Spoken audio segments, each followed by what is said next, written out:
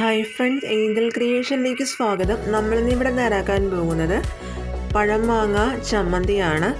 വളരെ ടേസ്റ്റി ആയിട്ടുള്ള ഈ ഒരു ചമ്മന്തി എങ്ങനെയാണ് നമുക്ക് ചെയ്തെടുക്കുന്നതെന്ന് നമുക്ക് നോക്കാം. അതിനായിട്ട് ഒരു മിക്സിയുടെ ജാർ എടുത്ത് വെക്കുക. അതിലേക്ക് 1 കപ്പ് പഴമാങ്ങ ഇട്ട് കൊടുക്കാം. ചെറുതായിട്ട് അരിഞ്ഞതാണ് നമ്മൾ ഇട്ടിരിക്കുന്നത്. ഇനി അതിലേക്ക് 5-6 ചെറിയ ഉള്ളി, 3 ചുവന്ന മുളക്, 1 തണ്ട് കറിവേപ്പില, ആവശ്യത്തിന് ഉപ്പ്, 1 ടീസ്പൂൺ വെളിച്ചെണ്ണ എന്നിവ ചേർത്തതിന് ശേഷം മിക്സി അടച്ച് നന്നായിട്ട് അരച്ചെടുക്കുക.